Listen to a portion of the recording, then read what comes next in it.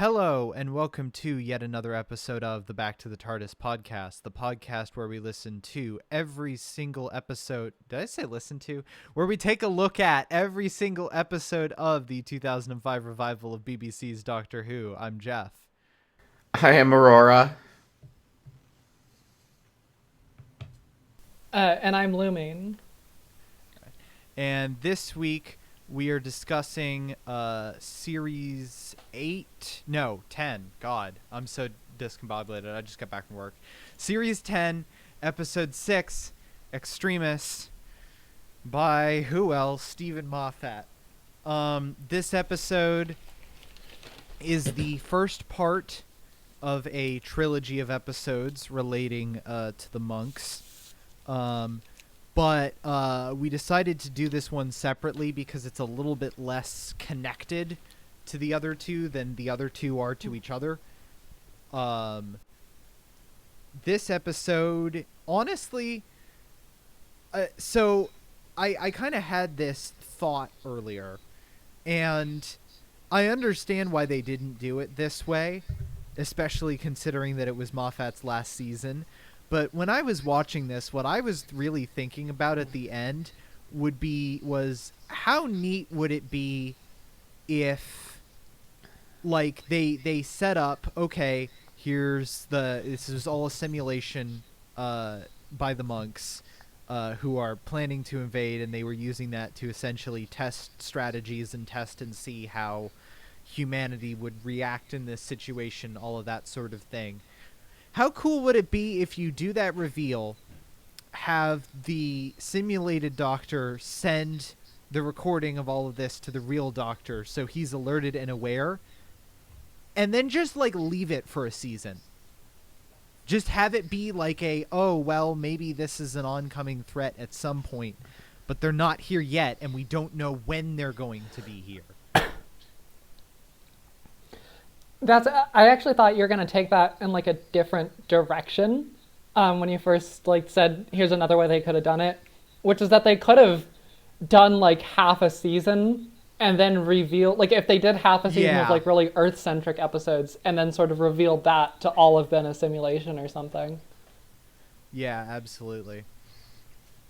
Yeah, I can see positives of the wait option, not going straight into the trilogy, but given how much Doctor Who is known for not always picking up the ball on things that they set up or drop, there is part of me that's grateful that we get an immediate follow-up on that, even if the quality of said follow-up is vastly different from the setup.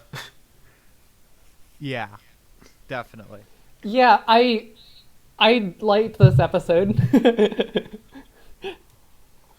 No, this episode is astonishingly good, I think. Like, I think, and this was an opinion that I think I had even since the first time that this aired.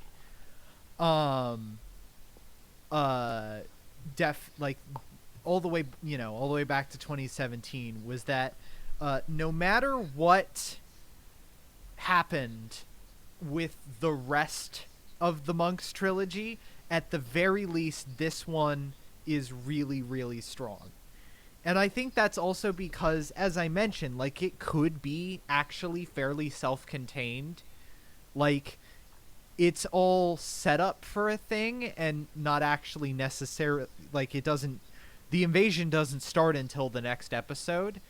So it's able to focus on both this unraveling mystery that manages to leverage some really good existential horror, and also being able to tell this side story about the Doctor and Missy.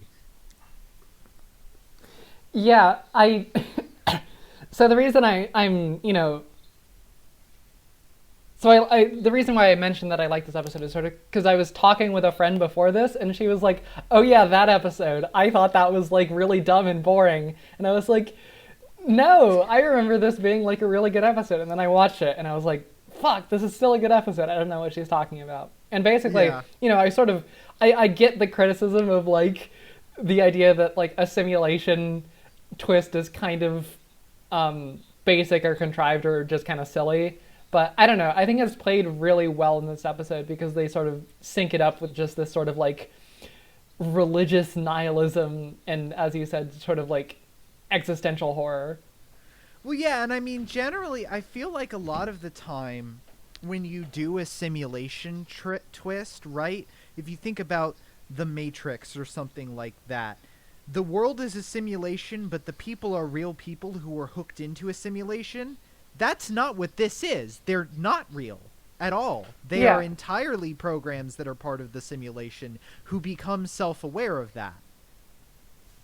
Yeah. Yeah, the whole thing with the strings of numbers, like I know that's not actually how it works. It's a little hacky, like but also this is Moffat. Yeah. Doctor Who gives a shit at this Yeah. point. Yeah, I'm like, I don't think that's how random number generators work, but you know what? It's like, it's a spooky enough like concept that I'm willing to let it slide just because like conceptually that is kind of horrifying. Yeah. For sure.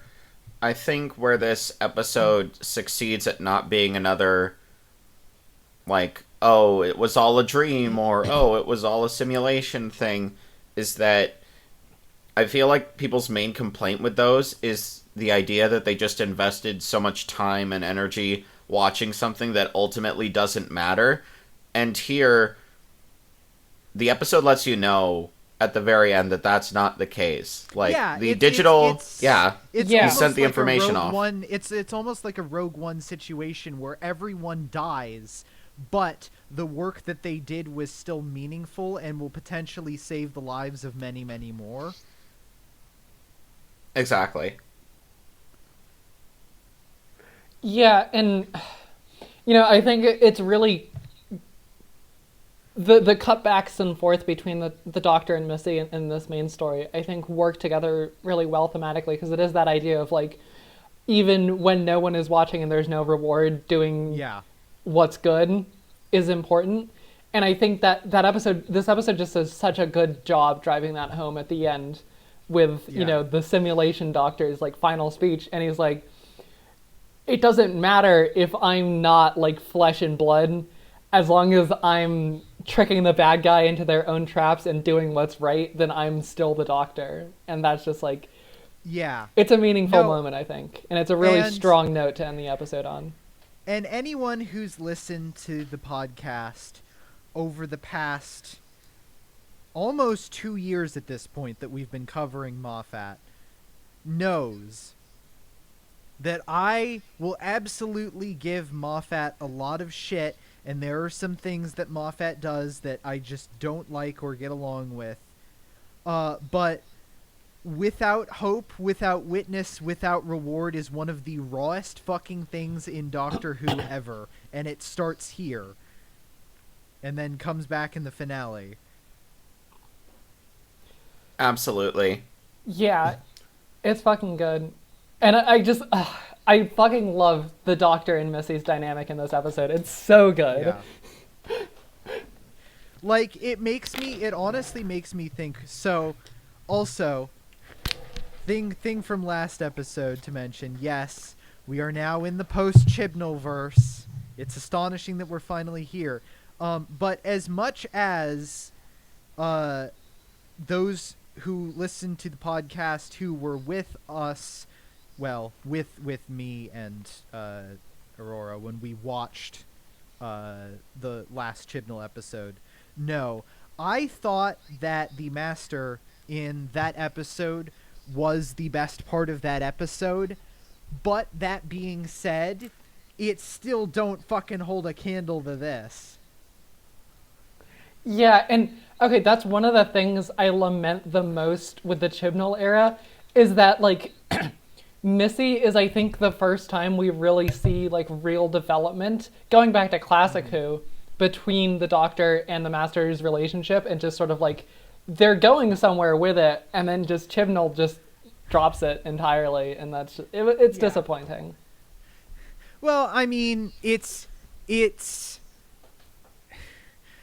it's not entirely that. It's also it's like the because Missy's arc was finished at the end, and it's Yeah.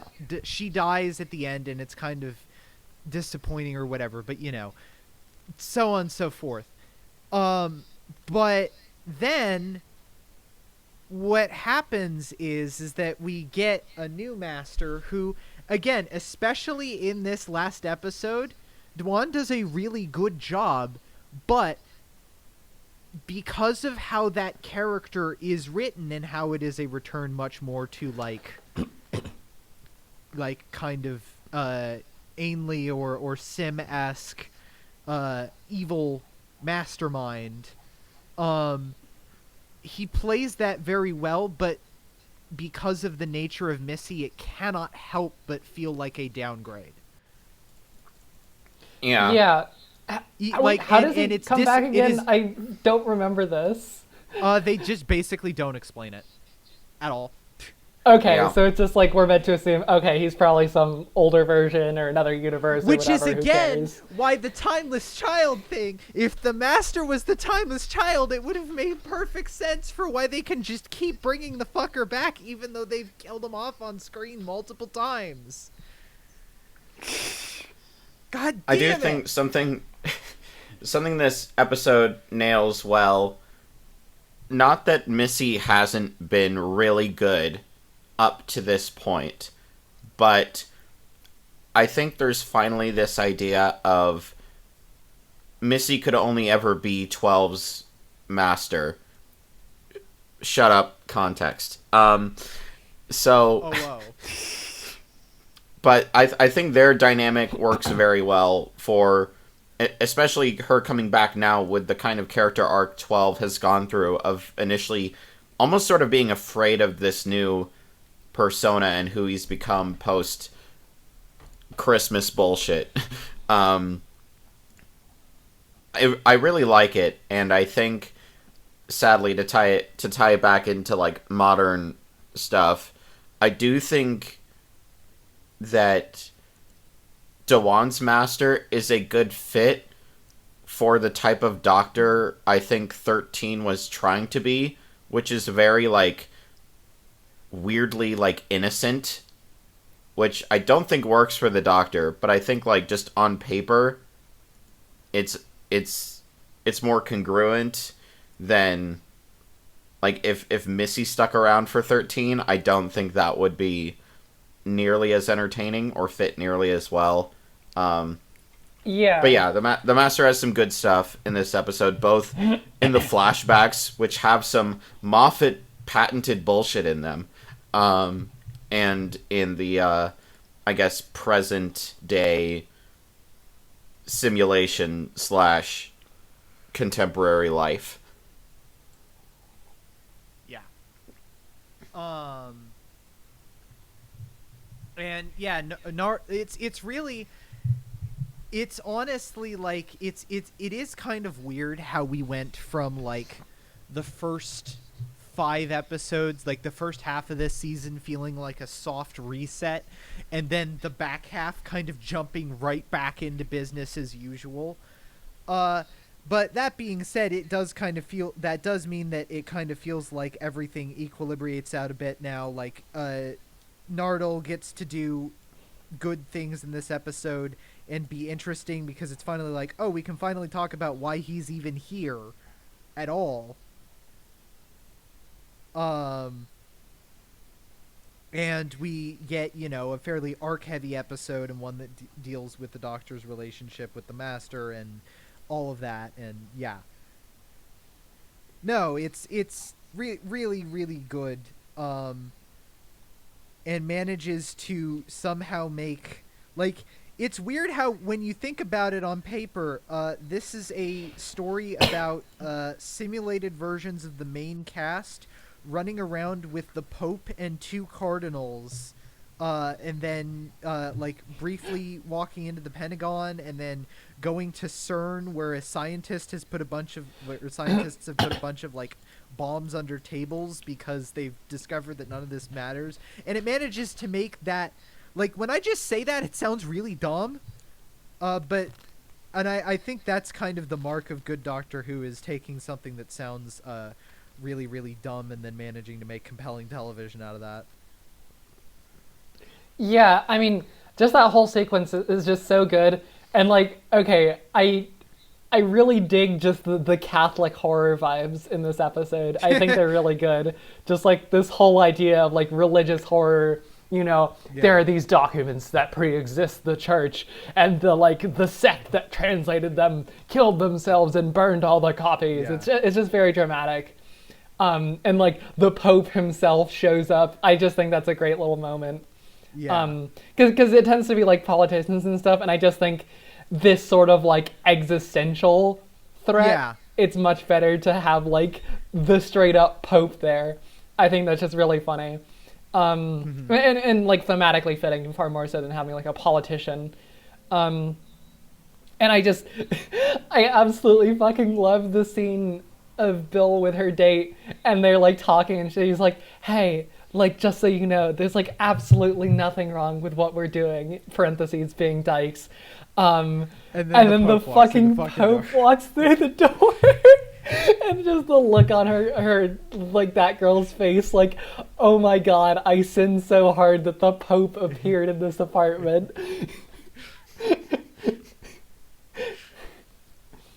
Yeah, it sure is. It sure is a thing that happens. But yeah, and again, for a comedic actor, Matt Lucas really manages to sell his last scene in the episode. Good shit. Also, I think is this in the trivia section on the Wikipedia page? Let me see, because I remember people saying that room, like the white room, it looks like a warp room from like a Crash Bandicoot game, I think. And I haven't played any of those, so I wouldn't know. But apparently that's a thing.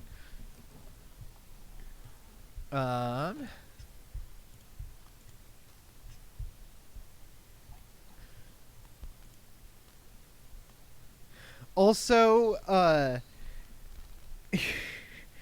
it feels like it's very clear that the Doctor still being blind was written for this episode and the episode after it. So I mean, it obviously makes sense that it makes it work. But yeah, no, this episode manages to make the Doctor being blind work, even if it does slightly like break my suspension of disbelief that nobody figures out that the Doctor is blind the entire time, even when he's like clearly missing shit. Honestly, I feel like they did notice and they were just too polite to say because it's the Doctor. That's fair. That's a decent enough. I mean, they're Catholics. Yeah. What are they gonna do? Yeah. What does that mean? It means they're it's the Catholic sensibility. You don't just be like, hey, are you fucking blind? I don't know. Our Catholic school had some pretty head-ass people there, but sure. I mean, I think some of that is due to American not being American. Not yeah. Catholicism in general. These fair enough. Are like Italian Catholics. Yeah, fair enough. The world these are like hardcore us. Catholics. They're all repressed. True. Also, like, it does kind of devalue the next episode, but I also do think the bit where he momentarily gets his sight back and talks about how, like, yeah, that's probably going to fuck me up in some way that I can't anticipate later, but I need this right now, is good, even if it does kind of raise the question next week of, like, well, why didn't you just do that? I mean, to be fair, okay. I think that's a really funny moment because in the moment it's like really like, ooh, what's gonna like come back up from this later? And then it's just like nothing because he was a simulation. Yeah. But I think it is this particular Dr. Vanity that he doesn't actually think anything bad will happen from that. Even though he says it does, he like clearly doesn't actually believe that. Otherwise, he would not be like trading that for just a few minutes of eyesight. I don't know. It depends. The Doctor does some pretty head ass things. Looks at 10. That's true. I don't know. Yeah, you're right. I guess the Doctor is just kind of like. Well, no. That's kind of what I'm saying. Like he is being a dumbass because he's not actually like fully appreciating the consequences of that action. Like he says it, but it's very flippant. Like, oh yeah, this will probably like fuck me up and yeah. maybe I'll drop dead in 20 Yeah. minutes, but it's worth it for these like few minutes of bad eyesight that doesn't actually work. Yeah. Absolutely. And then he just listened to it on audio in the end, so he didn't actually need Yeah. to. Yeah. But wait, they should have made a bit. Like I understand that they used it as their ultimate like get out of jail card at the end for how he actually like read it. But I think it would be really funny that if you tried to like screen reader it on a laptop, the laptop would just explode. Like even the computer is like, oh my god. Even though that would make no fucking sense whatsoever. It's Doctor Who. We don't need to make sense. Yeah. It's fine.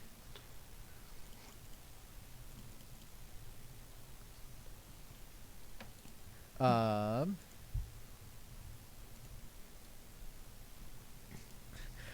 yeah, no, to pivot. Also, I think it's really raw that they actually like bring up at the very end when he leaves with Missy. He's like, "Yeah, look up how many people have like cause of death me on there." Like it feels like a moment That where was they actually so hard. Yeah. Yeah, because it feels like a moment of like, you know, we talk about like the no gun stuff and some of the other things and how that feels kind of wonky, and I think this does an actually decent job of like acknowledging that like, no, people die all the time, he just doesn't directly kill them necessarily. That being said, he still definitely contributes, so It was a rare I'm the Doctor, fuck you. yeah, they don't play it. No, but if this was Matt Smith era, that would be totally what would happen there. It's one of the rare moments that since they've started doing it, that it was enjoyable. Okay, but also Peter Capaldi is better at selling it than Matt Smith ever was. Because Matt Smith, like, he tried a little bit early on, but like especially later on, he just kind of lost any sense of menace whatsoever.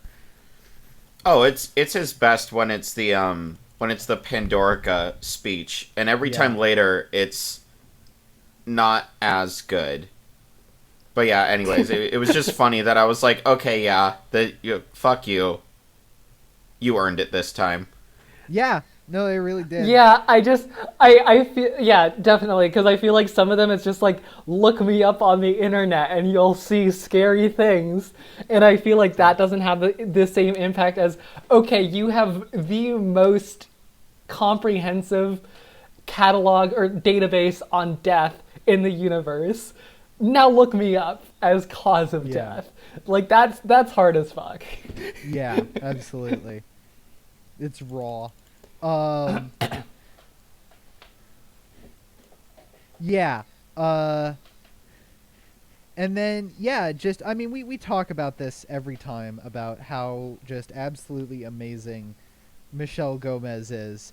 But just that bit when, like, because I think one of the things that this arc taps into so well that is one of the reasons why it's just so fantastic in every regard, and immaculate, is because obviously a very clear core trait of the Master is not wanting to die, fearing death, like literally stealing bodies multiple times to try and skirt around it, continuing to exist as like an emaciated corpse because you're out of regenerations but you refuse to die. So her being faced in a situation where she's actually like, oh fuck, there's actually no way out of this. I am completely screwed. Like no cunning plan, no Yeah. nothing. Like this is actually it. And I think that's one of those places that the Doctor and the Master are just really closely aligned, because he has that exact same thing. Not maybe to the same. It's not emphasized to the same extent, maybe, but he definitely has that just like overriding fear of like the actual end. And I think it makes it. That's part of why he's empathetic here. I think is because he knows like. I don't know. I guess it's just a Time Lord thing, maybe, because I know they're like very particular about their deaths. Yeah. Well, and also, I mean, like,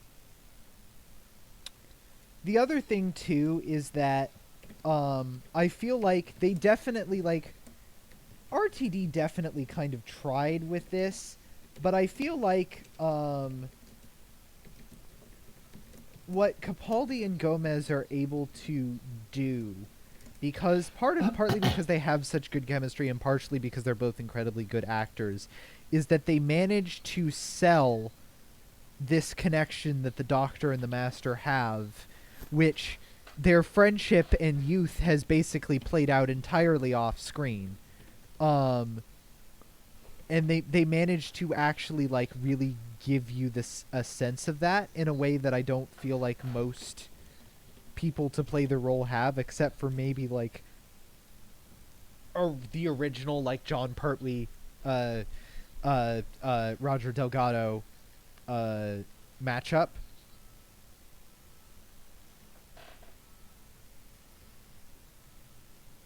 And it also, I mean, it also helps that this is like Missy's third appearance at this point. So like you definitely get. I feel like that's actually something that hasn't actually really happened since the original matchup, because the Ainley Master showed up a few times with Tom Baker and like maybe once or twice with like every other remaining on-screen Doctor. And then Sim until now was basically just 10, but only appeared like twice. And in this case, it's really like a case of the Master as a genuine recurring character that hasn't happened since their original on-screen incarnation. So you really get to build and I a think character it's out just of a really this. interesting. Yeah, it's just a really interesting period in the story that they like decided like, here's a character where we want to like actually revisit and not just give like the big bad showed back up with an evil plot for this one episode. Like I think I appreciate a lot that we really get to spend time with Missy, not just in like series finales, but like throughout seasons during 12's era, and we just really get to like have her around as a character, and I think that's really valuable. Yeah. Absolutely. And I think, yeah, no. It's really astonishing that this episode manages to have the two, like, a plot. It manages to have, like, both an extremely strong A plot and an extremely strong B plot. I feel like a lot of times that doesn't necessarily happen when they're both, like, big plot things in the way that this is. So, like, really, really good on them. Yeah, that's about it for my thoughts on this one. Yeah, you said it. All right. Moving on to ratings. Yeah, no. At the very least, even if the rest of the Monks trilogy is dog shit, this one was pretty damn good. I'd give that it's got some really great cosmic and existential horror in it. It introduces some ideas that are some of my favorite parts of Series 10, and even if the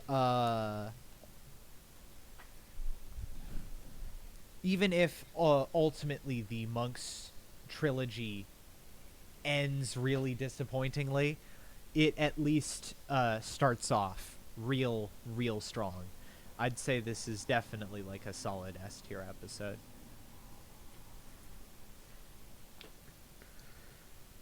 Yeah. Great mystery, great setup, great flavor of locations and characters with the Pope and the scientist and the stupid gimmicky line of code. Plus, being able to keep track of like the flashbacks, the Missy, Nardole coming in. It'd be very easy to feel like these two things are just getting lost in the sauce with each other, and that it wouldn't fit, but it does. The introduction to the monks. I think we all remember the monks because of this episode. Yeah, pretty like much. we all like take stock of them because of that. Because we'll see how the their story progresses. But for right now, yeah, it's a simple story done in clever ways with clever flourishes. It's Stephen Moffat at among his best, not just in his like flashy finale anniversary I'm the Doctor bullshit, but just telling a great like compelling story. This is a very solid 9 out of 10. Yeah.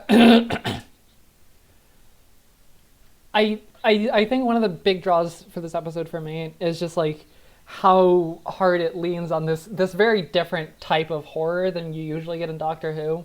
It's just this very conceptual thing, and I don't know. I think it just has fun with it, and it's a plot structure that I don't think we've gotten anywhere else, and I think it just grounds itself well by tying it to that Doctor and Missy story, and just like really anchoring it and driving it home with that final Doctor speech. It's just, there's a lot of emotionally poignant stuff in here, and conceptually poignant too. I think it's one of the episodes with the most, maybe not the most, but it's just like, it's one of those episodes that has something really concrete to say and something that's interesting.